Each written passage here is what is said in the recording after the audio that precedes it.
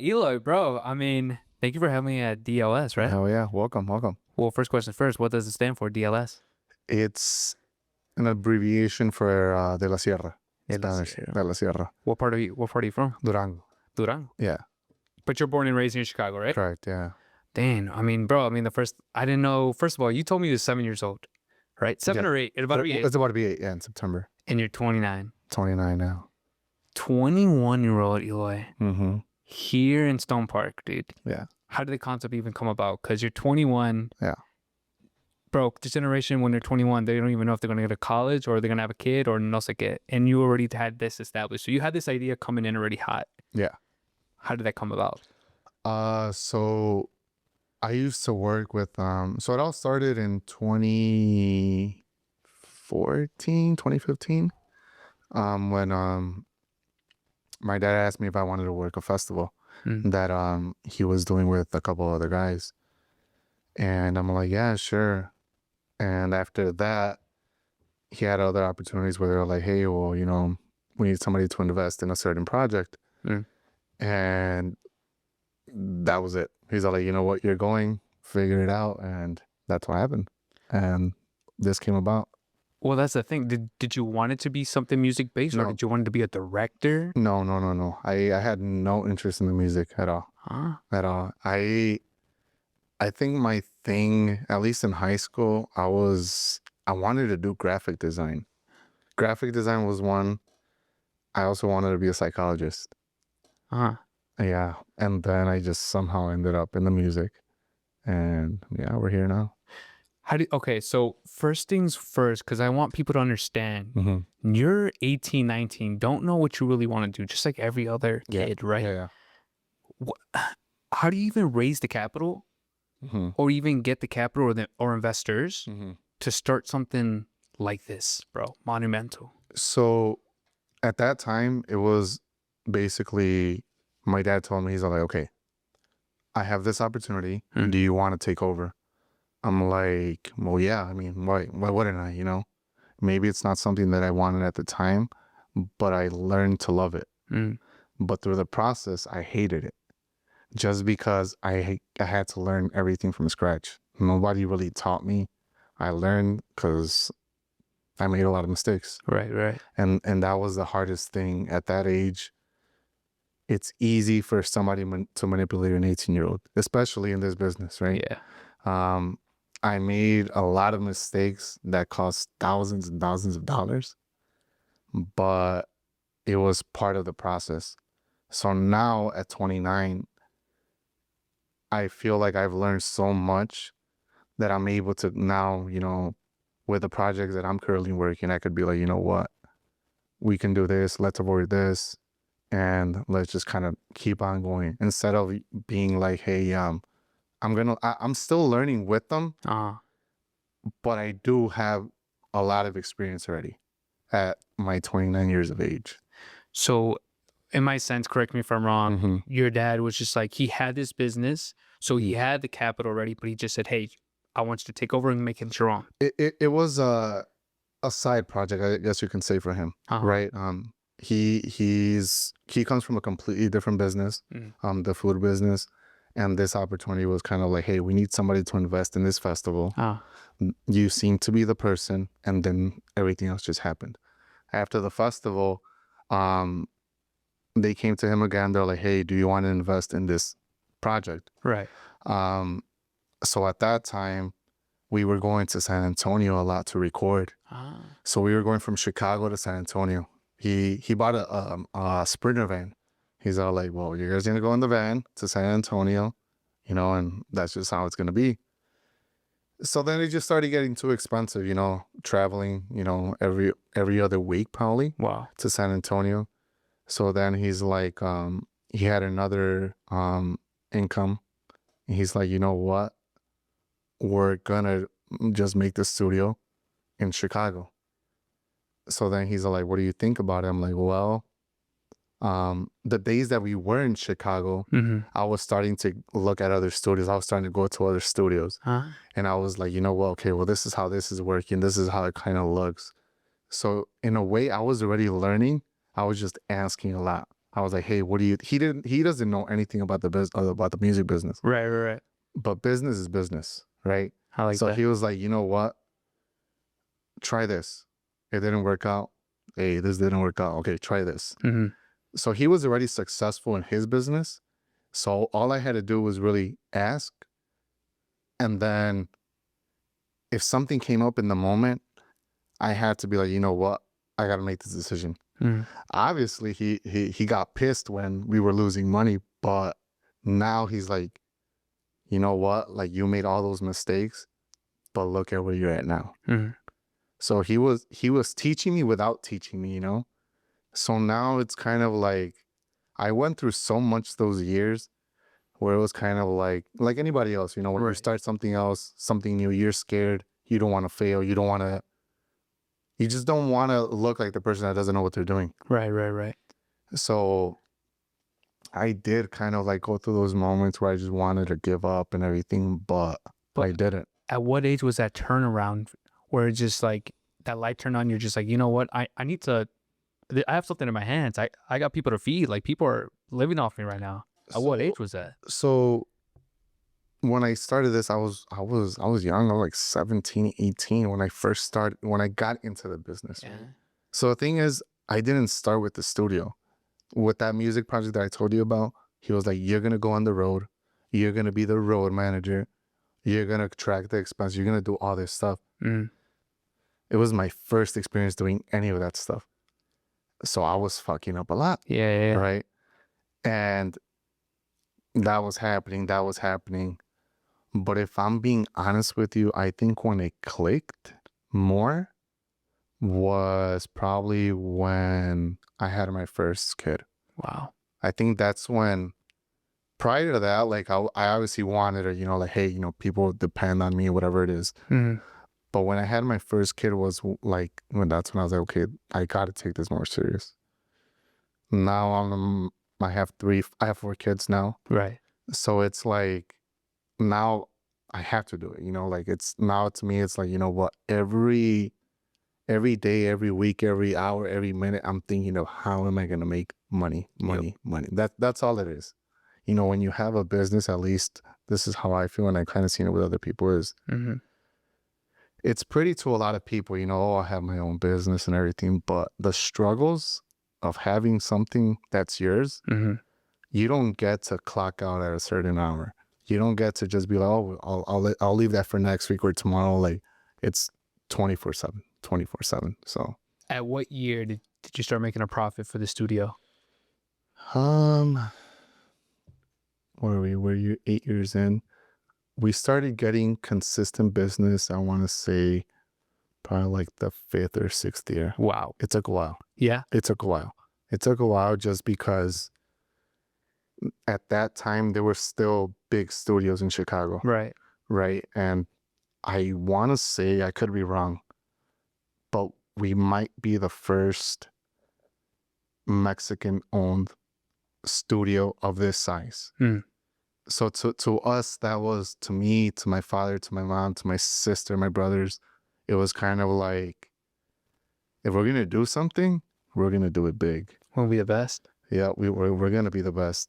And I feel after we did it, other people started kind of trying to do something similar. Mm-hmm. But till this day, I do think we still have the best studio in Chicago. I like the confidence, but the thing in my mind is just like, and I like this because I like to learn about it too, because competition's friendly, right? Yeah. Like you need it because that makes you better. So I see other studios like A Vision, correct me if I'm wrong, and all these other ones in Chicago. Yeah. What makes yours branch out? I'm not trying to say like you're walking over them, but what makes your branch out more than the others that makes people want to come to yours? I think my involvement with my clients Huh. and the people that step into this place, it's very easy. And of course, a business is about making money, right? Yeah. But I was always taught, and I learned this from my dad as well.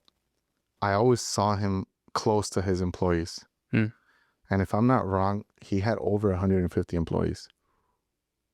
So if he didn't know every single one of them, he knew most of them. Right. So I learned that for people to be comfortable in your space, Mm. especially recordings, because this is a creative space, right? Yeah. To be creative, in my opinion, you got to make it comfortable for people. So in this building, my thing was, I was like, you know what? I want people to be able to like stay here overnight if they have to. Mm. We have 2 full bathrooms. They have showers. Wow. We have a full kitchen. Our lobby has a pool table that we brought from our house. That's cool. Right. All these rooms, in a way, it has the touch of my family because we all made the decisions on the colors of the walls, the floors, everything. So it's very welcoming in my opinion. Right. Right. And I've had people tell me the same thing. So I think that's what makes us different. Right. Did you have some type of pressure then with knowing that your dad has invested in a lot and they're, as a son, Mm-hmm. you don't want to disappoint your dad, Yeah. bro, right? So what was that pressure like? Bro, you're 18, 19, 20, 21, Mhm. 22, bro, at the Yeah. most craziest phase of your life. Yeah. But you don't want to disappoint your dad, bro, your father. I think when you have, thankfully, I have really successful parents, Yeah, both yeah. my dad and my mom. I think that pressure, at least I felt it since I was like 10, 11. Not because they gave us that pressure, right? But it's because it's kind of like, damn, my dad's doing this, my dad's doing that. Mhm. I never, to this day, I've never seen my dad rest, right? Unless he's like sick. But even when he's sick, he's on the phone or he's like bringing my laptop, stuff like that. So we've seen that since we were little. He had a couple of buildings where he was renting out the apartments and everything. Right. Instead of calling people to go fix it, he would learn. He would fix it. So it's those things where it's like, I feel like it's been since I was 10, 11, not because he kind of pressured us, Mhm. but it's because like, damn, like we have to step it up, you know? And I still feel the pressure to this day. Yeah. To this day. But now that I'm a father, I understand everything that he used to tell us before, everything that he still tells us to this day. So I'm super, super grateful for the parents that I have, man. You have no idea how blessed I am to be able to have this, right? Now it's, he has his business. My brothers are helping him. My sister has a really good job. I'm the only one in the music business, right? Right. But I genuinely think I had and I have the best mentor I could possibly have. So the first half of your life or in your 20s, like the early ages, you're learning about yourself still, but also too trying to run a business, right? Yeah. On year 8, what's something you learned about yourself now? Knowing that 21-year-old Eloy compared to 29-year-old, But something that I would do different or But something you learned about yourself. something that's a really good question. I learned that I'm capable of doing anything I really set my mind to. Huh. Just because before, in my early 20s, I feel everybody wants to, or at least goes to that, hey, I want to do that partying stage. And I went through it. Yeah. But I made a lot of mistakes through those years. A lot of things that I do regret. But I learned that we just have to keep on going. If you asked me 5, 6 years ago if I would have thought I was in this position, I would have been like, no, just because I was so lost. Mm. I was lost in the, I guess you can say, attention. I was 20, 21 with this building, with all these things. And it was kind of like, it's easier to attract certain distractions that way at that age, right? Because everybody wants to be around this type of things. So now it's kind of like I'm more to myself for sure, right? I like my privacy. I can say now that I'm a family man. Like, I enjoy my family. I enjoy my kids. I enjoy all of that. So I just learned that if I'm true to myself, to who I really want to be, I'm gonna be at peace, which is all I'm looking for right now. I asked you that because from 21 to now, well, you had multiple kids, you're running a successful business. Yeah. And I mean, you've done so much stuff, and then you surpassed COVID. So that's why I'm just like, well, if you survived all that and you keep going, and you're trying to be number one. I'm assuming, right? Everyone wants to be number Of one. course. It's something I'm just like, well, what's something you learn about? You know what I mean? Like, Yeah. but that's a perfect answer either way. I mean, and you did talk about distractions too. So, I mean, dude, you're 21, 22, 23 with, like you said, with this billion. Mhm. You're gonna attract some bad apples. Yeah. You're gonna attract a lot of betrayal. You're gonna attract people that just want to suck everything out of you. Yeah. And they did. They did. What's the story behind that? I do think I went through a moment of depression, dude. Hmm. I really do. But I didn't realize it till like probably like 3 years ago, 4 years ago. Okay. Um, I was partying Thursday through Monday, Wow. right?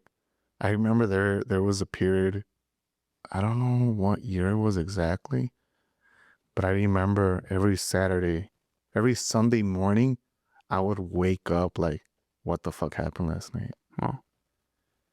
And I know it was for sure for a good 7, 8 months that was going on. Was it because you lost a piece of yourself, or you just? I feel like I lost a piece of myself when I got into this business, just because I've always been a very quiet person. I observe a lot. Like I'm always just looking and kind of just, but I enjoyed my alone time before. I like to do things differently. When I got into this business, it kind of forced me to kind of get out of my comfort zone, which is not bad, right? But I was still changing as a person. I was 18, 19, 20, 21. So it was like everything was just coming at me too fast that I didn't know how to control it, right? I didn't start drinking until I was 21. Wow. I didn't do anything. I mean, drinking, smoking till I was 20. So I waited, right? I didn't say, oh, I'm gonna wait, but it was just because I was so focused on just being locked in, like Yeah. I just liked my peace. Yeah. High school, I never went to any parties. I never did any of that stuff. So when I got in this business with all of this, everything just started coming to me. Wow. All the distractions that sometimes as men we don't know how to say no to, Yeah. right? Yeah. And that's where I lost myself completely. Do you think the biggest downfall is women or drugs? Drugs were never a thing for me. Huh. Never a thing. Alcohol, we could say. Alcohol was my thing, and it was for sure something where it's like, it's kind of like when you say, oh no, I'm good, I'm still good, but I wasn't good. Right. I just didn't know how to accept it. I didn't realize it because I was having so much fun. With that fun, it included all these friends that I had supposedly, I was out buying bottles, doing all these stupid things, and I had a lot of friends. Right. And I think there's nothing, especially at that age, 20, 21, 22, 23, you want people around you. You want people to know, oh, damn, that guy's buying this, that guy, Yep. So I let that get to me. And when that was happening, I wasn't taking care of this, right? So I was letting myself go. I was letting the business go. I'm not proud to say it, but I was, having get-togethers here. Yeah. Where it's kind of, now it's more of like, this is my workplace. I have to respect my workplace, right? Like, people are not going to respect this place. People are not going to trust this place if I don't respect my own place, right? So, yeah, those years were just really dark for me, man. And then was it COVID year? My son was born. Your first one, My right? first one. He was born. So then, unfortunately, he was born with brain damage. So I was already drinking. I was already partying. When that happened, everything just went even worse. I was finding excuses to go out and drink. I was finding excuses to go out and do stupid things. but I wasn't realizing what I was letting go of, which is the business, which is something that my parents worked so hard for to give us, because they've given all of us opportunities, hey, what do you want to do? So this was my choice, right?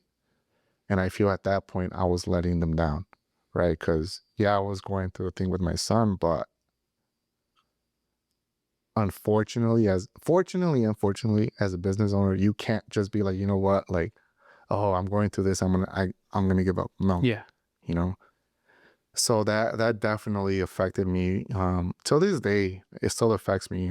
It's something that leaves you with trauma. And I when all that happened, it was a nightmare for me. But that's also when I realized how valuable life is, how much we should value our family, how much we should value that we're able to walk, that we're able to speak, all those things. So it definitely, my mindset did change. Not 100% yet, but it did change for sure. How did you manage to pull yourself out that hole though? Because you're so involved in the partying, you feel pressure to feel, at an extent validation to impress people that don't even care. Yeah. Right. They're depressed about their own lives. Yeah. Which they have to leech on to other people. Right. I got a bunch of questions because I like this topic because it talks about fatherhood, and it sounds like you're very close to your father. Yeah. And you had sons. Sons. Right. So the first child, I'm assuming he in a way, I want to say, kind of saved your life because it made you, like you said, appreciate what you did have. Right. Yeah. Right. He made me appreciate what I have for sure. I wasn't fully like, I wasn't the same person that I am now. Right now, I'm a completely different person than from my partying years, but that was a turning point for me for sure. With my father, we had our rough moments as well, but with him, I think probably like 2 years ago was when I was like, you know what, like he's given me so much, because I feel like a father-son relationship is always gonna be rocky, especially for me, it was like I always wanted to be better than him. Yeah. Right. So it's very like, especially I was still a teenager, 17, 18 years old. He would tell me, hey, we gotta do this. I would do the complete opposite just because I thought that I was right. And you could do it better. Exactly. Yeah. So now that I'm getting older, I'm like, you know what? Every single thing that he told me, maybe he didn't say it in the right way, but now I understand the message that he was trying to give me. And I think that's something that happens to all of us, right? It's a cycle, right? Yep. Because I'm going to tell my kids the same thing that my father told me. They're not going to listen to me until they're older. And that's just the cycle of life, I think. Right? I mean, the father's always going to give you rough love. Right. The father's always going to give you rough love. The mother's going to give you that love, like, come on, Like, come here, baby, no matter what age you are. Yeah. But with the business, I always like to say, there's no feelings in business, right? Sometimes when there's a cancer, you got to cut stuff loose. Yeah. Family or not, What are some not topics, but what is a good time where you would have to have that certain conversation with someone, just be like, yo, you got to leave. Like, this is just bad for business. You got to. I remember the first person that I fired, I guess you can say. I remember. It was with that first project. I want to say it was in mid 2016. Wow. So we're talking almost 10 years ago. I was 19. Wow. I was 19. And I remember it was in my basement because the band at that time was practicing in my basement. And it wasn't that I fired him because he was doing something bad, but that project just wasn't clicking. Between them, it wasn't clicking. Financially, it just wasn't making sense anymore. So I remember I had them come to the basement one by one, and I had never done this before. Mind you, I've never applied for a job. I've never had to do that, right? Because as I was growing up, I would go to my father's business, hey, come help me with this, come learn this, stuff like that. Yeah. So that was kind of like my job, you know, learning with him, stuff like that. So when he told me, hey, we're gonna have to let this project go, my job was to fire everybody. Wow. So we fired everybody but the singer and the drummer. And it was the hardest thing I had to do, dude. Wow. Like I didn't know how to do it. It was kind of like I told them, hey, we gotta talk. So I'm pretty sure they kind of knew what was gonna happen. But I remember the night before I didn't sleep. Cause I was like, how do I fire somebody they were older than me too. Yeah. So it's like, are they even gonna take me serious, you know? Yeah. So I told them, and it wasn't bad. They were like, you know what, I understand. You guys are good to us, thank you, whatever it was, and that's how that went. Is the group still together today or not? No, that project is years gone. 10 years ago, right? Yeah, 10 years ago. I mean, bro, well then let's pivot a little bit more to like then the sour business, right? Mhm.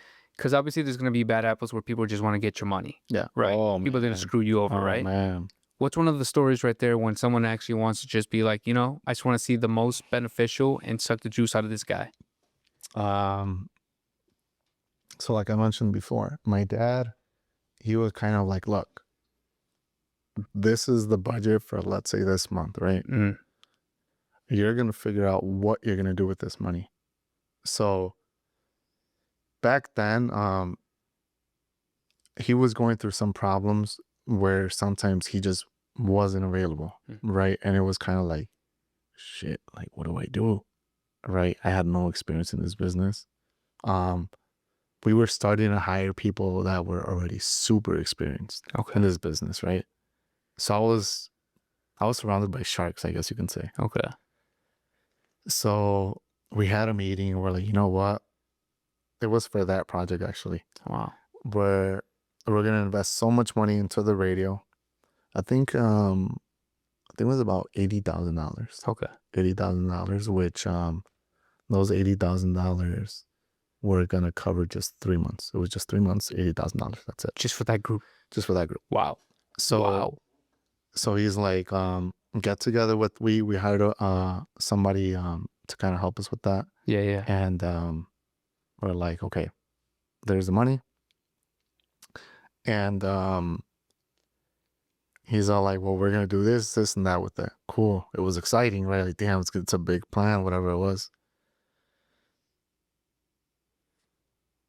They blew it. That money went bye. No more answering the phone, no more answering the text messages, nothing. So my dad was aware of it, right? But it was kind of like, at first it was like, what am I gonna tell him? Yeah. You know, like, what am I gonna tell him? Like, he trusted me with this. He knew the guy too, right? So he was aware of the situation. But it was one of those where he wasn't around and it was my call. So again, I was 18, 19 years old. So I was like, damn. 80 G's, bro. 80 G's. 80 G's. And that guy just went MIA. Like MIA. Yeah. Never heard from him to this day. To this day, no. I mean, he pops up, you know, like on Facebook. He pops up on like people you may know. Yeah. But, and it's funny because he texted me like 2 years ago. Hey, what's the availability for your band? I'll be here. I was like, bro, like, you know, I'll sue you when I see you, bro. Yeah, like I was like, you know what, like, it's on site. Yeah, we're just not gonna even continue, bro. So that was one time, and I was like, damn, like, it was hard. But again, going back to the same thing, I learned so much that, and I'm still learning, right? Now I'm very selective on who I work with, who I don't work with. And I really kind of I'm more careful with everything now. I have my slip ups like anybody else, right? But I'm more careful with money now. But with like investments like that, because I want people to learn too as well. In your mind, let's just say that 80 G's went clean good, right? Everything went green light. Yeah. What's the ROI you're expecting, right? Because you have, it's an investment. You want something back. You and your father's just like, okay, 80K, but I want 40% just for back. You know what I mean? So at that time, it was like, okay, you know what? It's this amount of money in a certain, I think they were like within a year, Mm-hmm. you're gonna see the band's numbers increase so much, Okay. right? And that's gonna reflect on events. That's gonna reflect. I think streaming was just starting actually. Wow, bro. Yeah, yeah. I think it was kind of just starting back then. So people weren't really focused on streaming yet. You Mm. know, it was more on radio, on TV promo, stuff like that. Right. So that was the where they were like, you know what, this is how it's gonna come back to you guys. And we're like, okay, that's cool. Mm-hmm. But that was only for 3 months. We had to follow back up Wow. after that, you know. So just by them telling us that, it was like, okay, well, this is a big investment. Initial investment, this is a big investment, you know. Mm-hmm. We're new to this business, we're new to everything. So that was the first bad situation that we went through. And we went through a lot. No, for sure. A lot more. And but like I said, now I'm more careful with things like that. So when you're do you sign musicians too, or like musicians, or do you just like let them book it out? With what? The studio space? Studio, yeah. So right now, how I'm running the studio is we have Studio A and Studio A and Studio B. Okay. So basically what I'm trying, at first I had engineers on payroll, right? Mm-hmm. But it didn't make sense at first because there was no business at first. Mm. So we were paying somebody to just in a way be here, you know, Okay. for when people kind of, you know, came in, they were available. So after that, I kind of switched it up to, you know what, I'm going to rent both rooms out monthly, Mm. you know, to engineers that kind of need somewhere to record out of. Right. Because at that time, there wasn't many home studios like there is now. Yeah. You know, there's a studio everywhere now. So it's kind of harder on us now because we're such a big place for people to want to come in and record out of here. You know? Right. I had some comments too at first where they were like, because they were used to smaller places, they were like, it's intimidating. Yeah. Right. Especially for people that are just starting off, just because not anyone can just come in and record. You know, I feel like it's something where it's like recording and playing live is completely different. Mhm. Right. So we had a couple comments where people are like, you know what, it's just too much, you know. And crazy thing is now, people rather record out of our Studio B, which is smaller, than our big room. So it's like, I don't know, you know? How do you, so what are like some signs that you know that someone's going to screw you over then? You know what I mean? Like now, since With the studio side or like the artist side? Because I do both. Artist side. I Artist want to side? say artist because I feel like studio you can get a sense. You know what I mean? Yeah, of course. Artist, it's more of an investment. I want to say Yeah. my part. I mean, both was because this studio was a huge investment. You know, it's a really big space. Mhm. It was a really, really big investment. But with artists, I think if we're talking, let's say, booking an event, right? Before, I remember with that first, going back to that first project, Yeah. that project was, the band was based in Dallas. Okay. Just the singer was in, well, no, I'm lying. The band was based here in Chicago, but they didn't work in Chicago. We would send them out to work in other states, right? Yeah. So it was kind of like, you know what, this is my price for the weekend. Cool, come on. We would get there, let's say, I don't know, let's just put a number, 20K a weekend, right? Okay. Cool. I was all excited, man, I'm gonna make 20K this weekend. It's gonna go well. We'd come back with $500. You know? So the first sign was I wasn't asking for deposits. Yeah. You know? But why? Because I just wanted to get out there. My mistake, because I was young. You know, I did it. I just want, it's the excitement of like, I'm doing something new. If this goes well, I'm going to be able to show it off that, oh, you know, my band's out there, stuff like that. Right.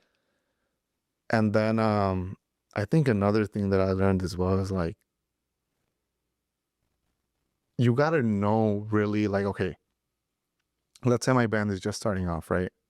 If you haven't invested any money into the band, what makes you think, or why would you call a promoter in, let's say, Texas and be like, I want so much for the weekend, book me? Yep. Right?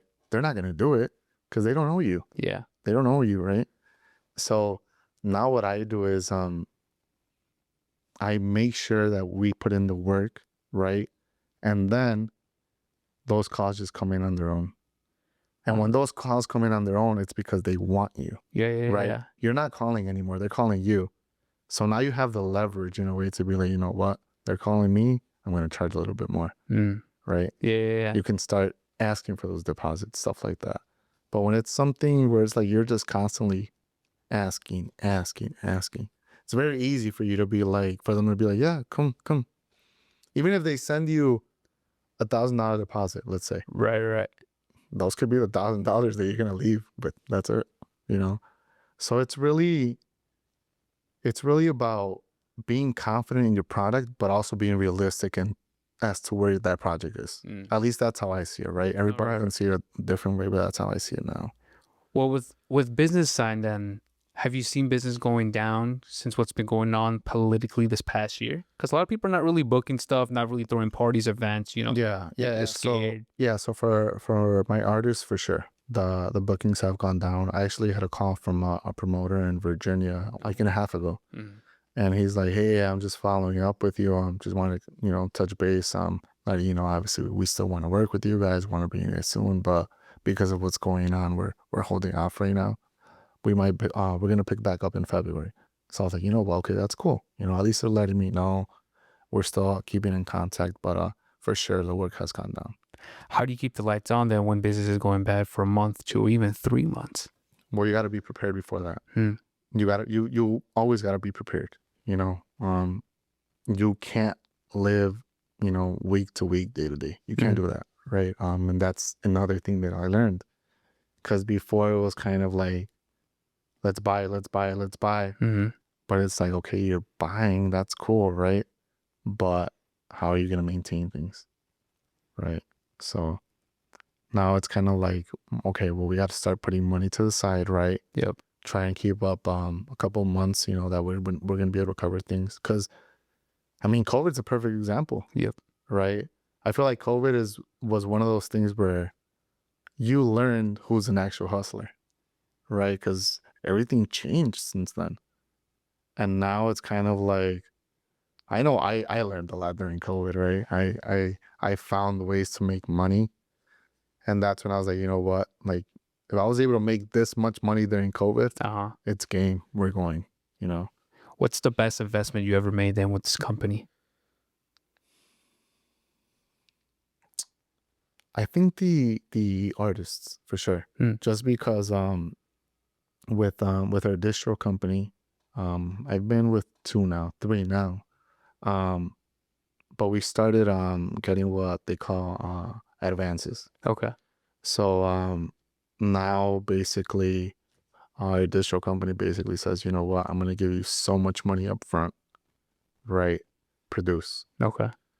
So now it's our responsibility, okay, we're gonna record so much a month, so much a week, so much a year, and we're gonna, kind of pay the best. So to me, that's the best, because it means that we're doing something right. These distro companies are starting to reach on. They're like, you know what, we want to distribute your music, right, because we see that your numbers are going up, right? So when that happens, they start giving you money. You're not having to pay out of your pocket anymore, in a sense, right? Because at first, you are putting your money, but I think that's been one of the biggest things, the biggest helps for us, for the artists, that we've done here. And honestly, I could say the studio too. The studio has opened up so many doors for us. Wow. We've had a lot of big artists come in here. We've built relationships because of the studio, and it's been a blessing for sure. So when social media started taking over, like 2017, 2018, 2019, right? Was it difficult offering services to these artists? Because now social media can just play a huge role where they don't really, in a sense, need another middleman. That makes sense. So you're asking in regards to what? Like, if someone were just to come to you and be like, I need promotion, right? Because you have the connection for it, the investment for it.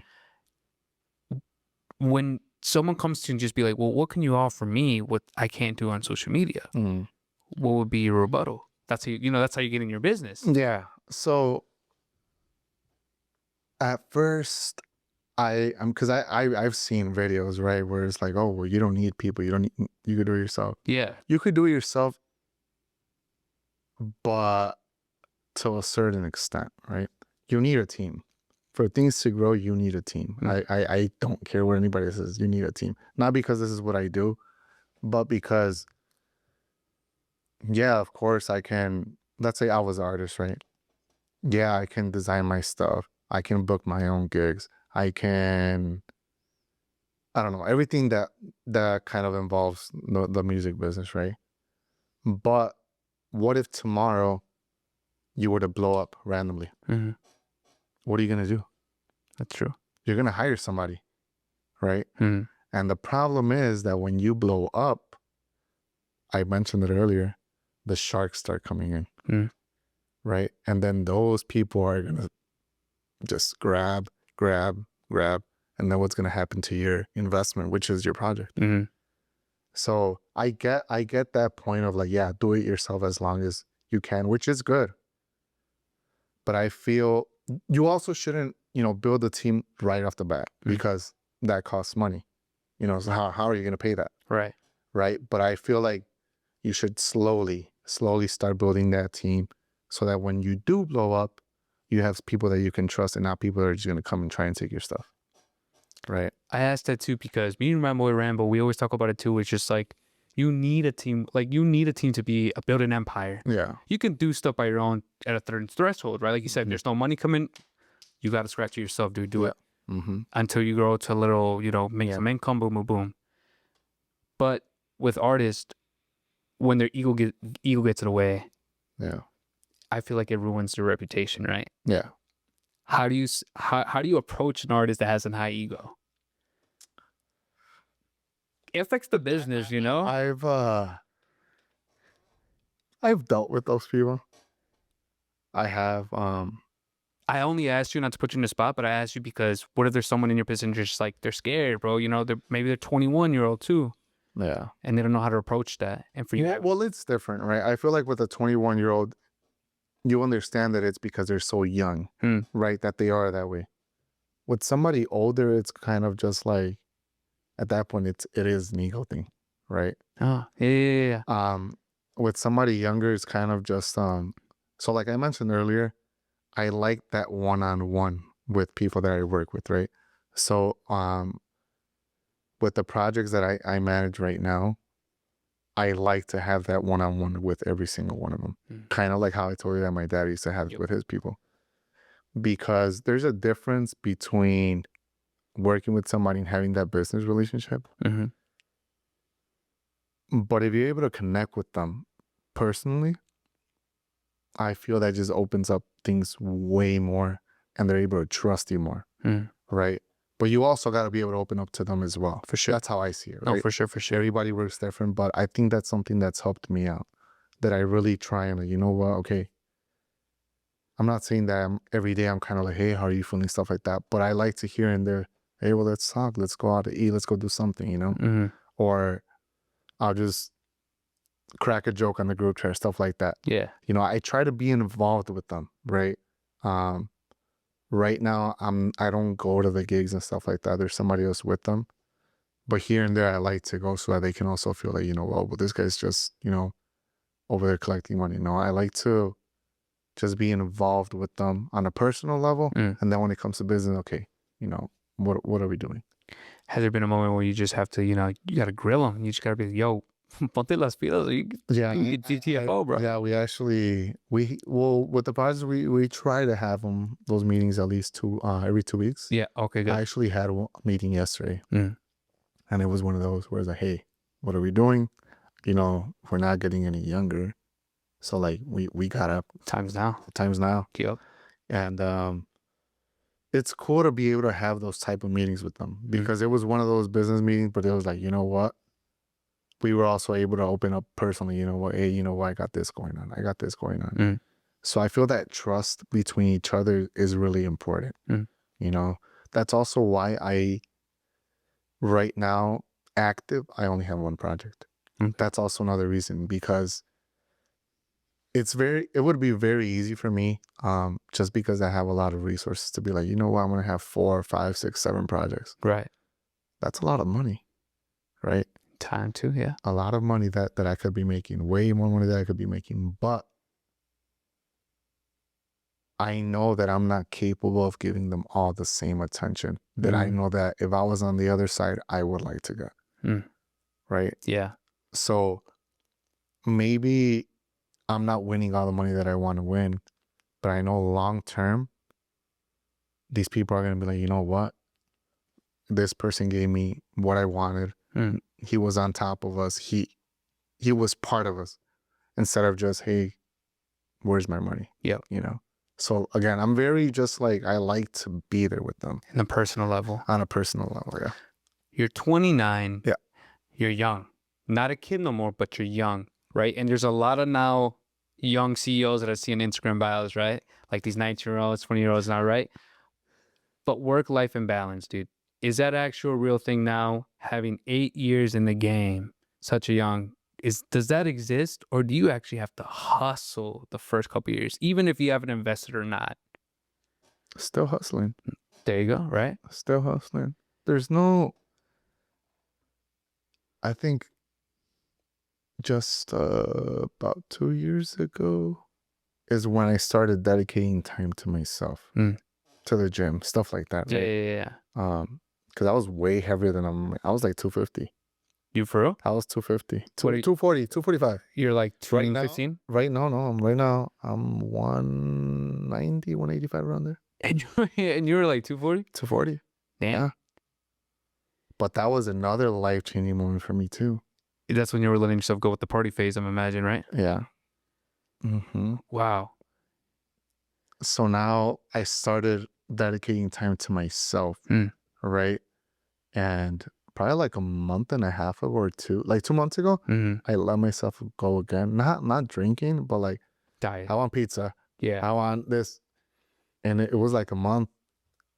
And I started noticing that like mentally, it was messing with me. Like I was like, damn, I don't want to do this today. I'm not happy today. Yeah.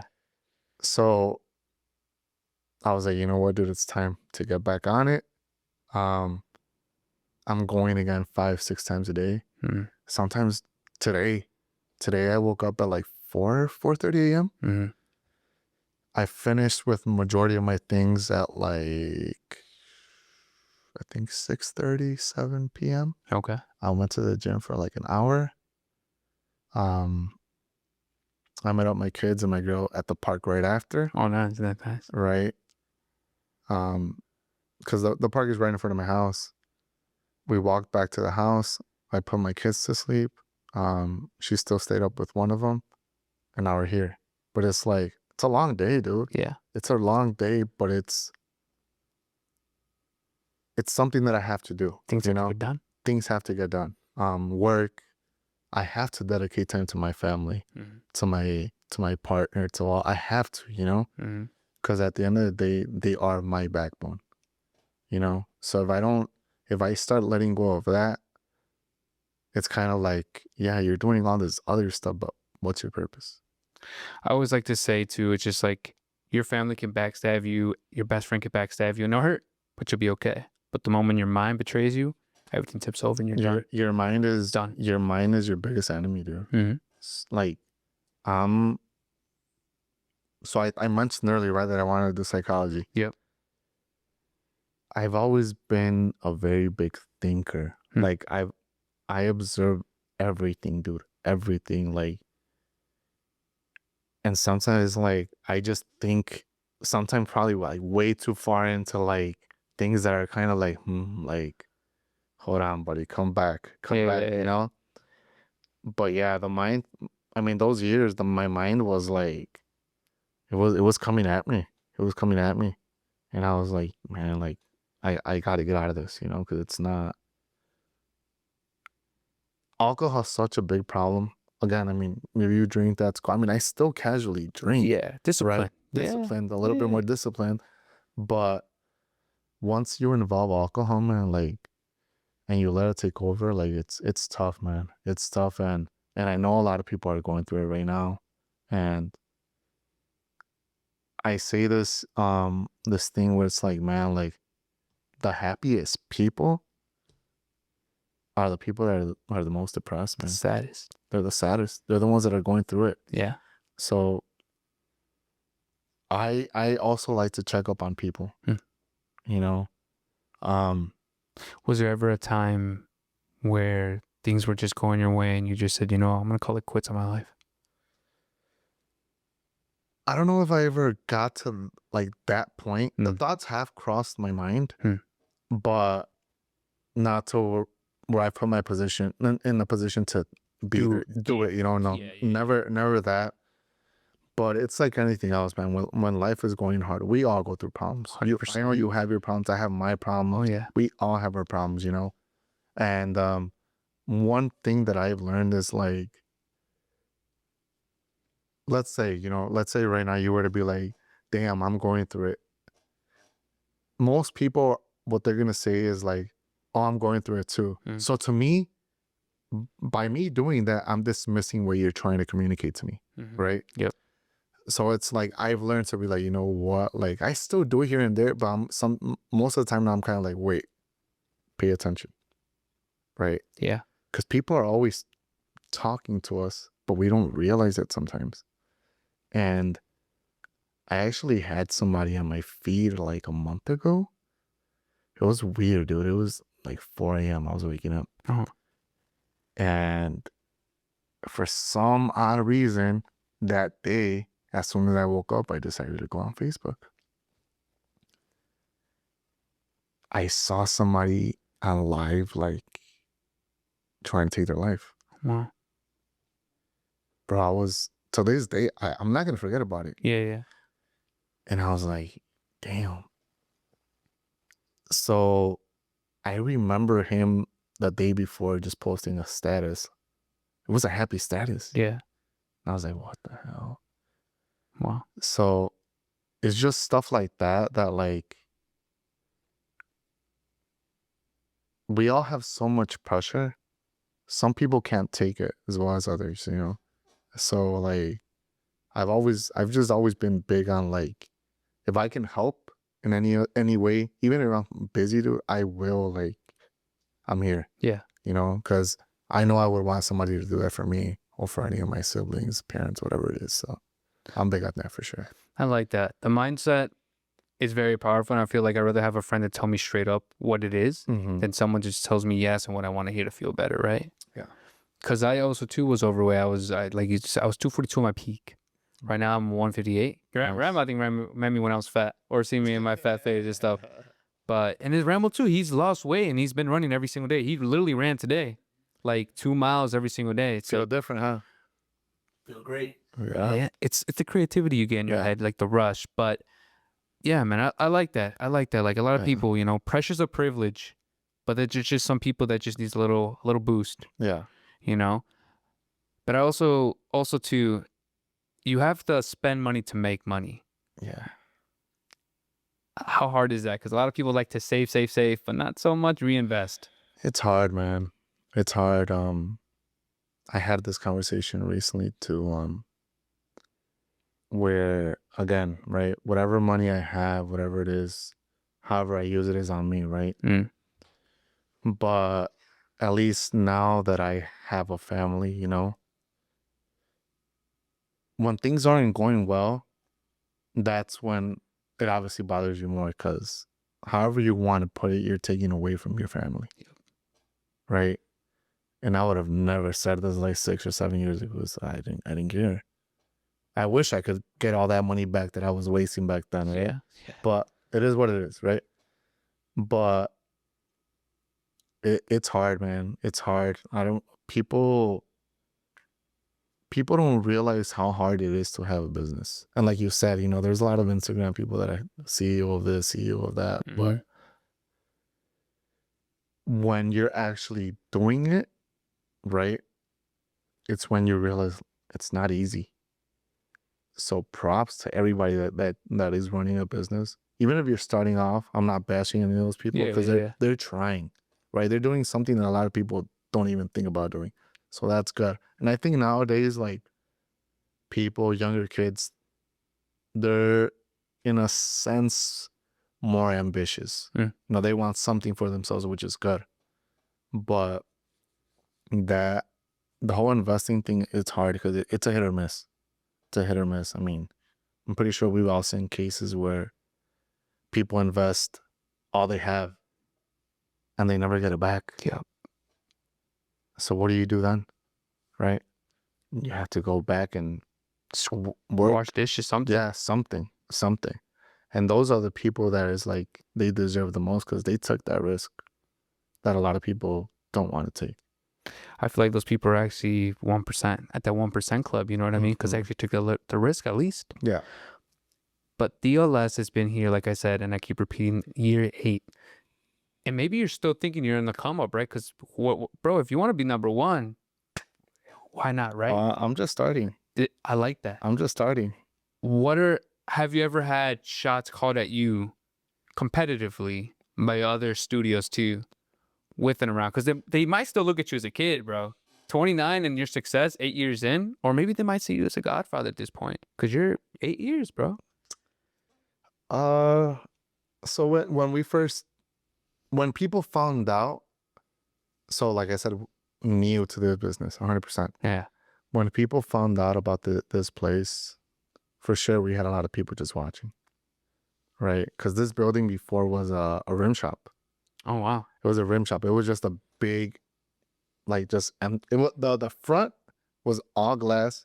They had the rims just on the glass, and then behind that it was just a warehouse for people to bring in their cars and just mount the rims, and that's what it was. Wow. Okay. So all of this was new construction. So at that time, social media was kind of just like picking up. Yeah. That time it was Facebook and Instagram was just starting. Wow. So and Snapchat was around too. I was big on Snapchat before. For real? I just got banned like a couple days ago. I don't want to talk about it. We should. I was big. I stopped like 4 years ago. Like now I only have it because I have a group chat with my cousins. Yeah. But other than that, I don't use it. Send stupid stuff out, huh? Yeah. Yeah, just those group chats that just to not lose contact. Yeah. But I would post everything, dude. And at that time, the engineer that was gonna come work with us, he's from San Antonio. His name's Danny Thunder. He's still big, but he was trending at that time. Yeah. So I know a lot of people, recording engineers that were here in Chicago, were sending their work for him to mix and master over there. Wow. So when they found out that he was coming to work here, it was kind of like oh damn, you know. I think it was one of those things where like this dude is gonna take our business. You know? Yeah. And then we were coming in with this place. It was kind of like, damn, like, you know. Yeah. So I did get a couple of messages from certain engineers, you know, like, you should do it like this, you should do it like that, which I had never talked to them before. So it was kind of like, I still have the messages. No, right. And I was like, right. So I kind of just left it like that. Then I got more messages where it's like, oh, like, you're not doing it right, you're not doing this and that. And I was like, okay, so this is gonna be a thing where it's like, there's gonna be a lot of hate coming in, you know? Yeah. And there was a lot of hate. But I was also young, right? I was very like, I would get those type of messages and it would bring me down because I was like, oh, why do they not like me? I was soft. Yeah. Right. As years went by, that started changing. I was like, well, okay. I never focused on those other places, right? I never focused on other engineers. I never focused on any of those things. I just wanted this place to be the place. Right. So when it was happening, at first we had no business. Wow. We had no business. So we have, 1, 2, 3, 4, 5, 6, 7 rooms total. And they're all meant to be recording rooms. Yeah. But I was like, well, we got to do something about it, you know? This place is empty. It doesn't look good that it's empty. So I started running it out for rehearsals. I think at first I was charging like 35 an hour, Wow. 2-hour minimum, Yeah. $60, $60 for 2 hours. We had drum sets here. We had speakers. Everything was just for you guys to just come in and just, Yeah. So it was kind of my way of like, $60. You don't gotta do anything but bring your instruments. It was a thing. Yeah. It was so easy for everybody, because it was like we just got to bring our instruments. And that's it. I even had somebody that was like engineering for them. Wow. So I was like, you just come in and they just take care of you. $60. And I remember too, I was young. I was like 18, 19, I don't know what it was. And I remember I tried one time. I told I wanted to be a graphic designer. So I would make my own little designs on, what was I using? Photoshop. I don't know what it was. And I had this special where it was like, oh, if you book on Sundays, it's 2 hours for like $50, $10 off. Okay. But you had to book on that Sunday. It could be for Monday, Tuesday, whatever day it was, but you had to book on Sunday. Okay. Right. So those rehearsals were picking up, and rehearsals were like, it was full. Like, Yeah. I think Tuesdays, Wednesdays, and Thursdays were like the busiest days, dude. There was like 50, 60 people in this place. Like like all of it. Packed. All the rooms were packed. Wow. All the rooms were packed. Not the studio area, right? Yeah. But this room and all the others were packed. Huh. And again, like I said, that I like to just make this place feel, home. Home. That's when we brought in the pool table. Sounds, yeah. I have the DLS where I had people signing and everything. Back then, I think I didn't do it for too long. I think it was probably like the first 2 months, 3 months, Okay. where I had the fridge stocked up with waters, Cokes, everything. It was just kind of like I wanted to give the full experience to people. Yeah. So that started happening. We had the rehearsals. So when that was going on, Facebook was a thing. So I would go on Facebook and I would post, let's say it was Thursday. Oh, Thursday's rehearsal, we have boom, boom, boom, boom, boom. 5, 6 groups.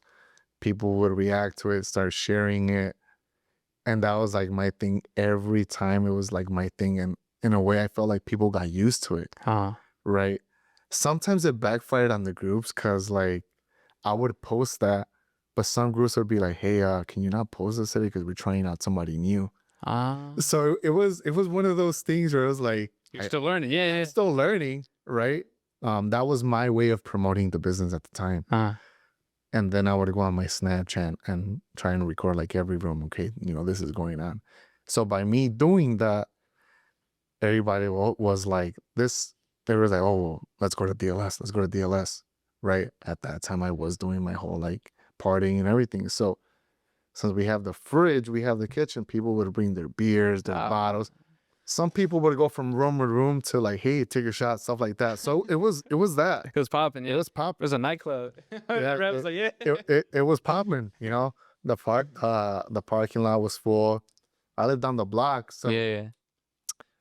it would make me happy. Coming down from that road, seeing all the cars parked. I would record that. When I would be getting here, the parking lot, the front, it was packed. Right. So that opened up a lot because I was able to like start attracting other type of clients, the recording clients. Right. So we started getting recordings in. Same thing, I try to give some special stuff like that. And then I think I met this guy messaged me on Facebook too. Yeah. He's like, hey, I do this type of music. I'm interested in recording at your space. And when he came, I don't know what was going on that day. I just wasn't in the mood, that day I was just like, oh, like I gotta be here. Cool, I gotta receive him. I gave him a tour of the place, and he's like, hey, well, I've worked with so, and I was like, oh. That was, to this day with that person, I'm super thankful. I still keep in touch with him. Because he was the person that really, out of the regional genre, he was the person that kind of opened up the doors for me. Could you name him, or his name is Percy Beatty? Okay. So, I mean, this is not he's worked with people that right now are, I guess, well, popping or? They're in jail right now. Oh. Right. So yeah. Okay. Yeah. So yeah. right. Okay. But he was the if I'm not mistaken, he was the musical director of a lot of those hits. Okay. So I didn't know that. He didn't tell me. He kind of just came in here like, oh, and that's kind of also what like made me like, damn, like, like this guy came in so like calm, Yeah. he's looking the place and everything. Once he told me his story and everything, I was like, damn, like I'm sorry, It was one of those things like, damn, dude, like I learned, right? Yeah. Receive everybody the same Yep. way. You don't know who's, bro. You don't know. You don't know who's who. Yep. You don't know who's who. So he happened. Then I started getting people from the radio station, WGCI, Oh wow. right? One of the guys that he was what's his name? Jamal Smalls. Yeah, I know. I know. Yeah. He was here. So That's cool. he started coming in. He liked the place. He recorded a couple times out of here. It's cool. Through him, it all came about because of Percy, right? Yeah. So then he came about, and then I met another guy called Dex, which I still keep in contact to. Yeah. He's a really cool guy, somebody that also opened up a lot of doors for me. And it kind of just went like that, man. Wow. After that, one of the biggest projects that we had, I think it was like 2 years ago, where somebody locked out the place for a whole year. So they're like, you know what? Wow. They're like, you know what? I want to rent out your space exclusively just for me for the whole year. Wow. So I told them, you know what? I have my projects. Yeah. I have to still record, So as long as you're cool with that, we can do it. We locked it in for a year. Everything went well. And that was always my goal, to have that type of clientele, clients that are working with big projects, Right. that are doing this because they see this as a serious thing, right? And that's kind of why I also say that, like, what I feel differentiates us from everybody else. Yeah. I'm looking for a certain clientele, right? Because I learned throughout the years too that you can be on the cheaper side, but you're gonna attract a certain clientele, Yep. right? And more problems. And more problems. So that's what was happening at first. As I was learning, Yep. I was taking everything in. But as I was taking everything in, they weren't taking care of the rooms. They were disrespecting the place. There was one time where I had a group, they booked the place for like 8 hours. And they were recording, Yeah. but they were having a whole party. There was a bunch of dudes with bottles in that room. Wow. Now the mixers is super expensive. So Yeah. it was one of those things where it's like, okay, today we made $900, but that mixer's worth $3,000. If that. more, way more, right? So it's like, that's when you're kind of like, you know what? We got to start weeding out certain clients, or Yeah. So my thing with this place has just always been, I want this place to be that place where it's like, if you're gonna be in here, it's because you're doing something serious. Yeah. And you respect the place too. And, like yeah. your own house. Exactly. Well, I have these two questions. I want to wind it down a little bit, not to take up more of your time, but what's one of the biggest projects you've had here personally that you can name?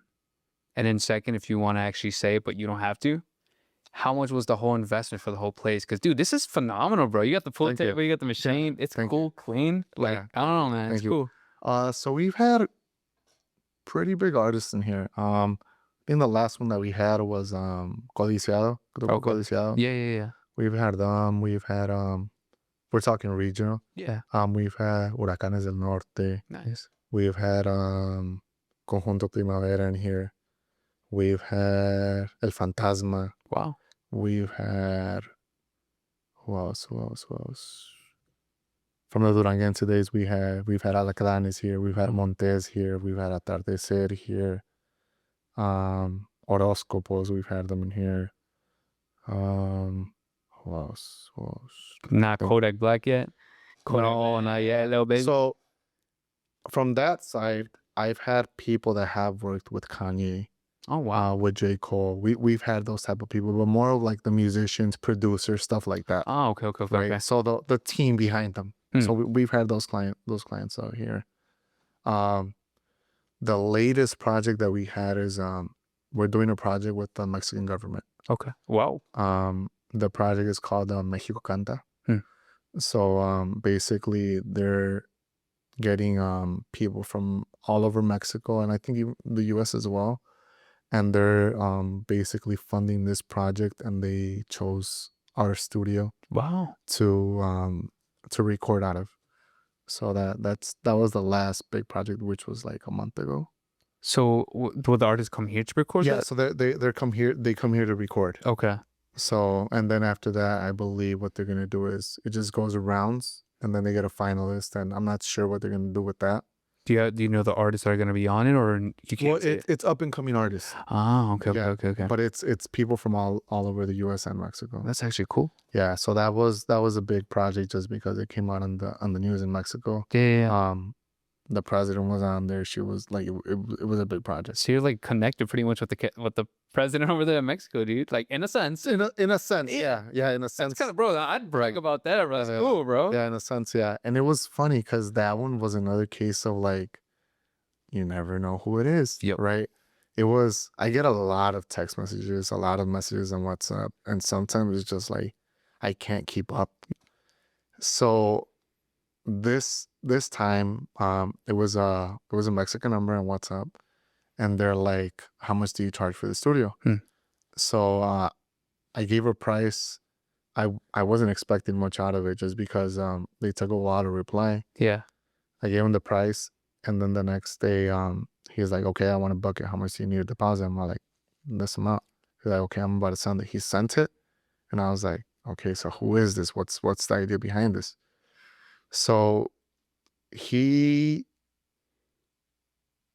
person that reached out to me is I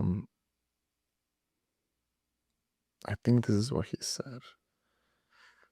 I don't want to be wrong on this. Let me look at it. We can beep it up just too. because he was the musical director, musical producer for Vicente Fernandez. Oh wow.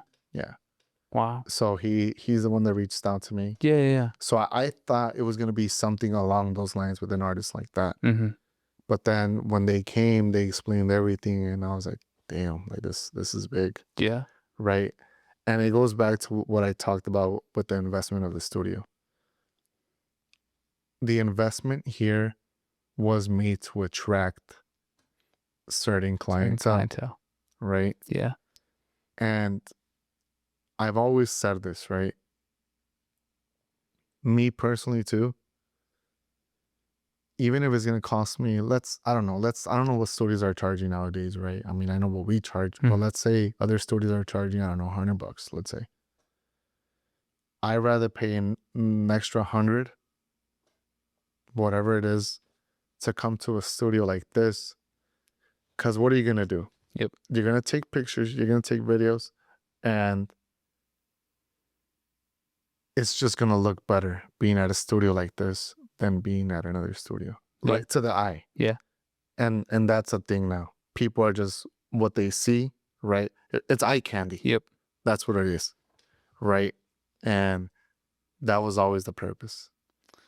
I mean, dude. I mean, last question too. Like I said, you don't have to answer, and we could leave it out. How much was the whole thing to like reinvest? Because you said it was a tire shop, so you had to put everything new. You know what I mean? Yeah. So the investment. You don't have to say the same, just the ballpark. Because this dude, like I'm saying, like it is eye candy. It's pretty cool. Over $1 million. Okay. Yeah, over $1 million. Fair. Yeah. I know I've put you kind of on a quote unquote hot seat. So I always like to tell my guests, well, now since you've been an open book and been so friendly to actually trust me and tell me a part of you, if you have any questions that you would want to ask me, anything goes with me too. But if you don't, then we can just end it here too as well. No. Let's go. Let's do this Q&A. Come on. I'm trying to think.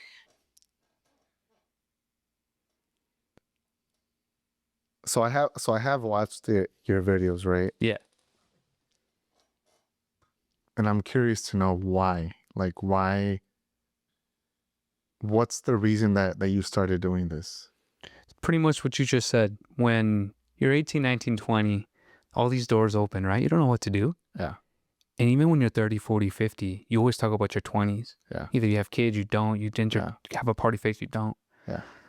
And for me, I hit a wall when I was 19. I started at 15 partying, and I hit a wall. I lost all this weight, and I'm just like, well, what am I doing with my life? Yeah.